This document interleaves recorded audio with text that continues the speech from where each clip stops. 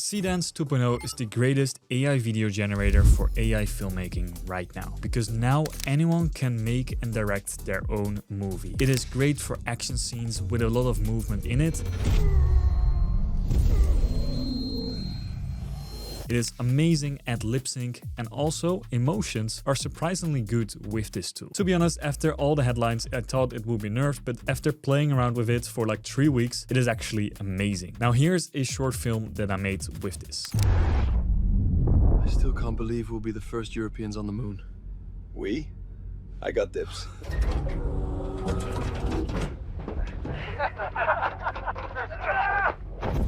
Yes! First European on the moon, that's me! Oh, man.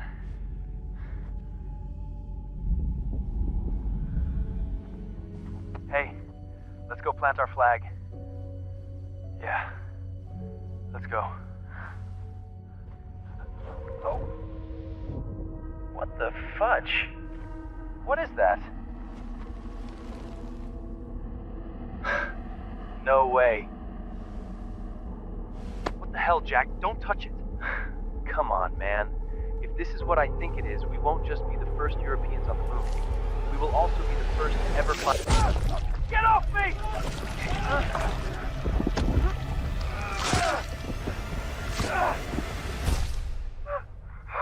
What was that?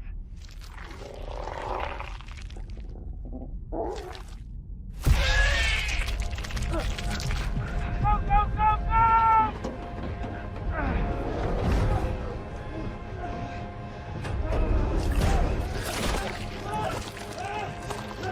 Yes! Yes! Yes!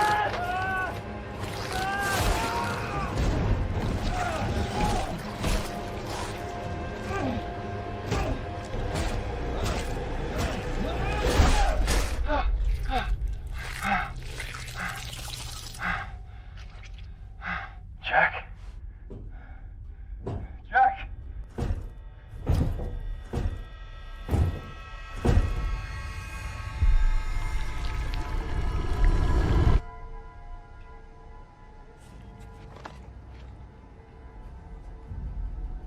What the hell? Kiev? Boss? Come in. Jack, it's me. Stop! Jack, it's me! No!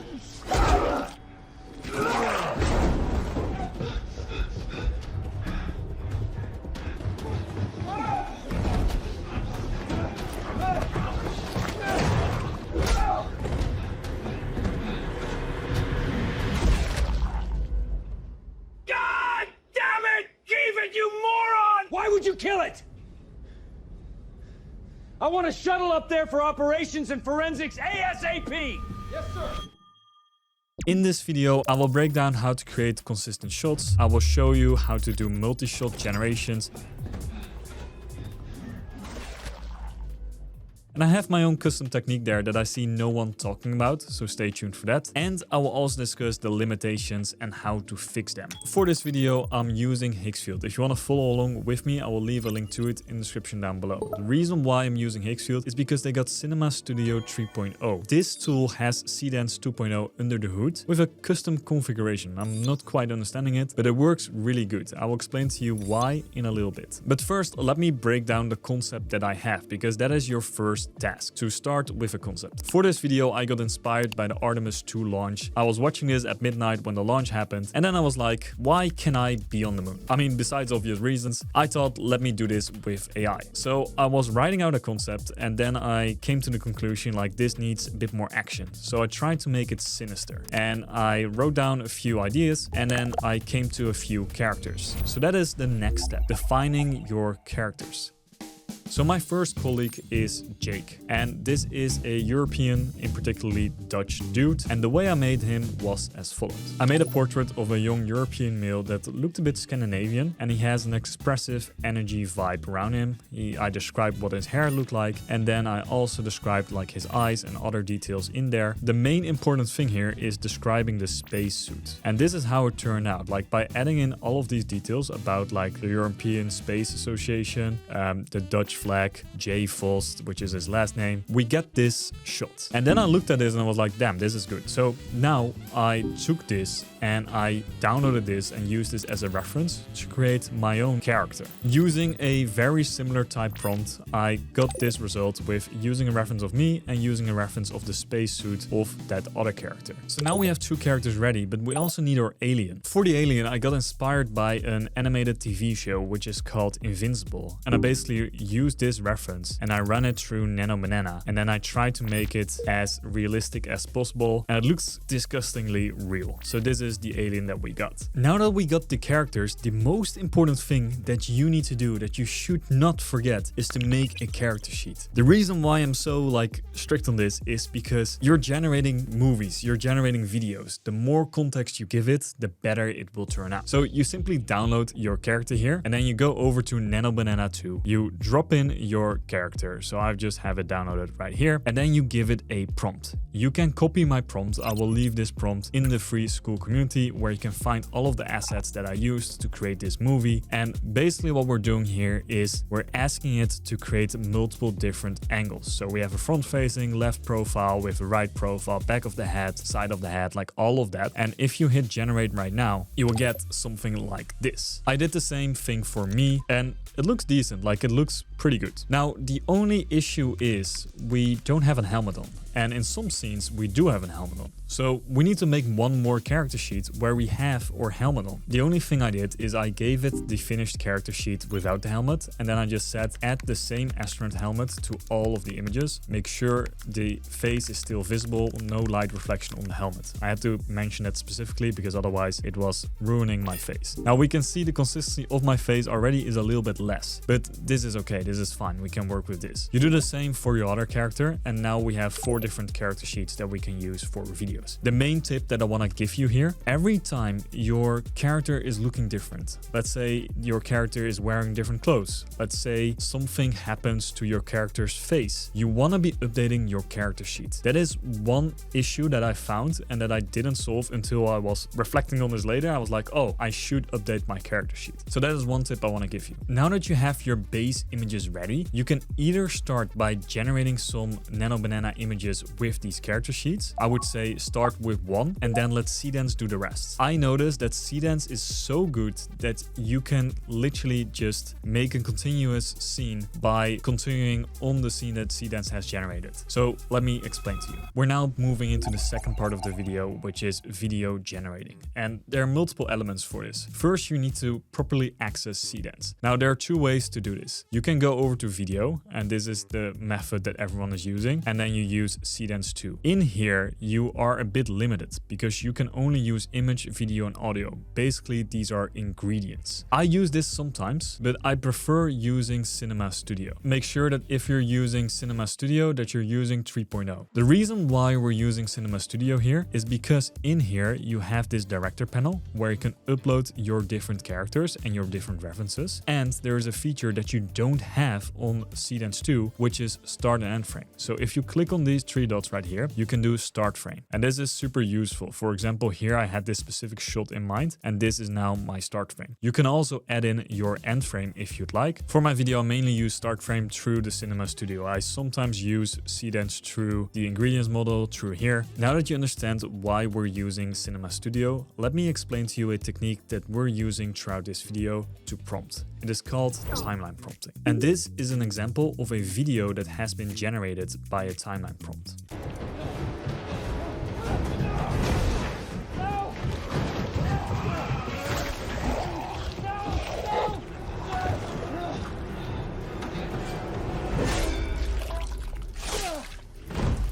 This was created using 3 different references. So I got the start frame, which is this shot. Then I got the character sheet of me. And then I have the zombie type version of Jake. If we break it down, we have it as followed. So we have the first few seconds where I'm running away from Jake. Then we have the next scene where I'm tripping and falling. Then I'm crawling towards the next room in panic while Jake is following me. Then we have the next scene where I'm getting dragged towards the creature. I turn around and then I manage to free myself and axe him in the head. pretty brutal scene. The benefit of timeline prompting is that you can tag your image in here. So for example, right here, you can see a tag that I'm adding this element. Then each time you're describing your character, so for example, the astronaut of image 2, Seedance understands that we're talking about that. And that is how you achieve the basics with Seedance. Now this is where it ends for most people. They will just use this technique over and over again until they have their video. But I'm using an advanced technique to get a scene like this one.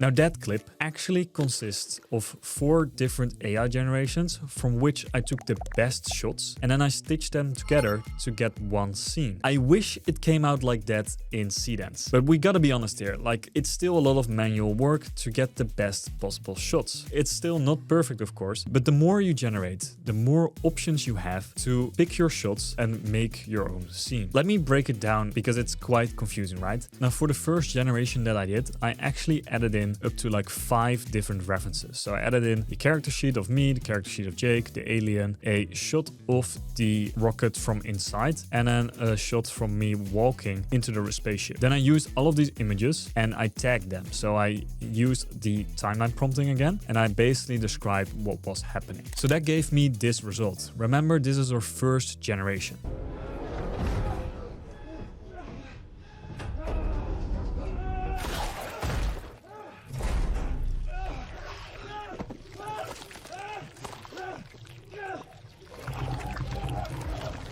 If you paid attention, then you noticed that some shots from the scene were different from the one that I showed you in the beginning. So this first part right here was good enough for me. I love this part, I love that. And then here is where it gets a bit bad. Like here we have the alien appearing out of nowhere from thin air out of that door. That's not what I had intended. So that doesn't look good. Then this also, I didn't think that looked that good. But from here, when the tentacle grabbed him, that's where I thought like, hey, this looks interesting. So let me save this shot. So that's what I'm trying to say here. Don't throw away your generations. You might use them later. So I used that shot right here.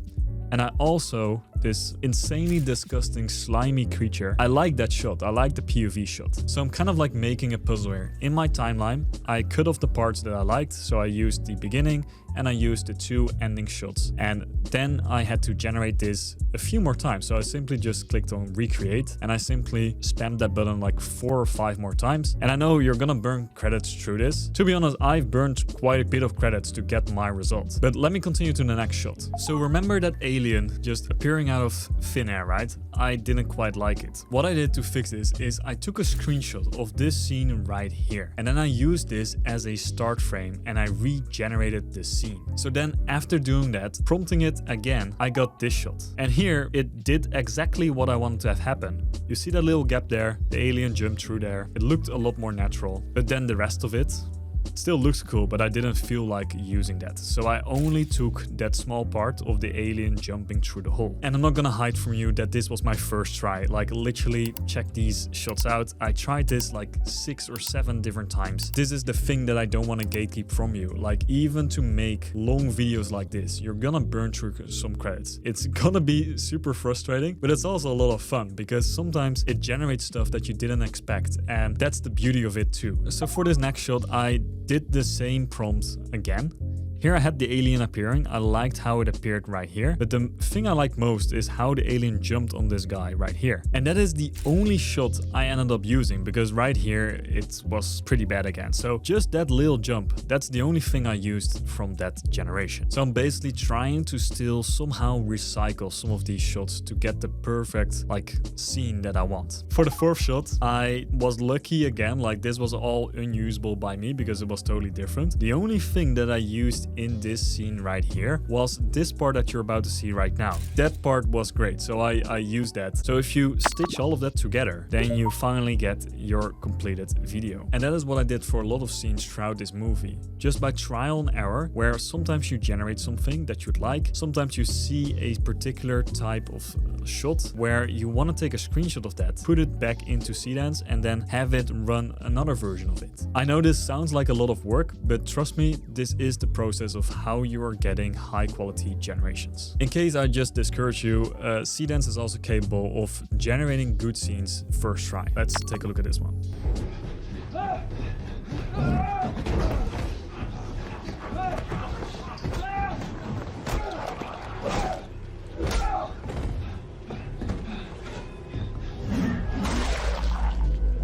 The only thing that's a bit janky here is the legs. If I'm gonna be totally honest with you there, like the legs, like he's turned the other way around and then within a second, he's kicking him like that. It's not perfect yet. Another thing I noticed that Seedance is really good at is emotion. Whether it is anger, excitement, or even like fear. It knows and it understands what is needed during that scene. You don't even have to describe it. Like here's an example of a scene where I did not describe at all what I want to have happen. I simply put in my reference and it generated it all on its own. Jake, look at me. It's me. No. I want to take a moment to explain why I think that this looks so good, because I only put in this reference image of me and you already see a bit of fear in my face. The prompt doesn't like have any fear or being scared in it. It only has like breathing fast, eyes are wide, and the voice is cracking a little bit. And then you have the text. Seedance made this on its own. Like it understood that there was like some tension involved here.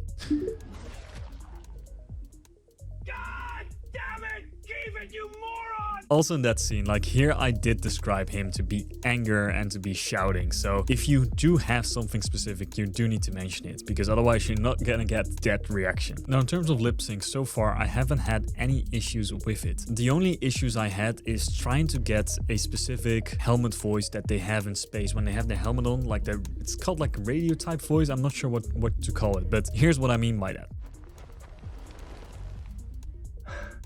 No way. What the hell, Jack? Don't touch it.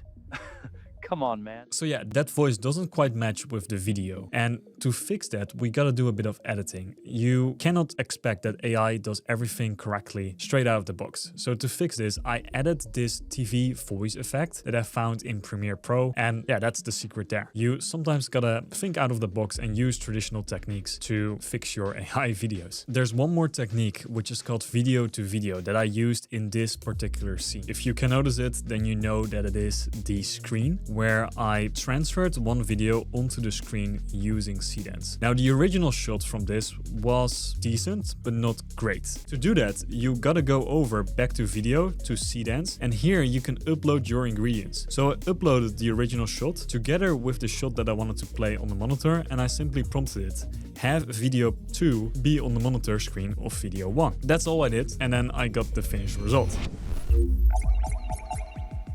I already discussed some of the limitations of Seedance, but I want to discuss a few more so that you perfectly understand what's going to happen when you start generating with this tool. It is probably the best tool I've ever used for character consistency, but still it sometimes might mess up. For example, I've had a few issues. I put in my prompt where I had my character with a helmet on, then in that scene we have a few shots where the helmet is on, and then in the next shot all of a sudden the helmet is off. Doesn't make sense. The other issue that I had with multiple characters, I've had issues with facial consistency, like for example here there are 2 of me in there, doesn't make sense, but I found a way to fix all of that. And the main way to fix that is to have a start frame that has the information about the characters in there. So this is an example of what I mean by that. In this shot we have all of the characters in there and we have exactly how I want it to look. Now sometimes you cannot do that. For example, in this shot we only have me. The thing where you tie it all together is in your editing. For example, the timeline of this video looked like this. As you can see, there are multiple layers stacked on each other because I made a lot of different cuts and I used a lot of different generations throughout each other to mix and match them to get the best scene. Now, making a video like this is a lot of fun but can be challenging. So I hope that these techniques will save you some credits, but also encourage you to try out different techniques. Once again, I will leave all the assets, including a link to Higgsfield, in the description down below where you can try it out for yourself, and click the video that's on the screen right now if you want to learn more about how you can potentially make money with AI.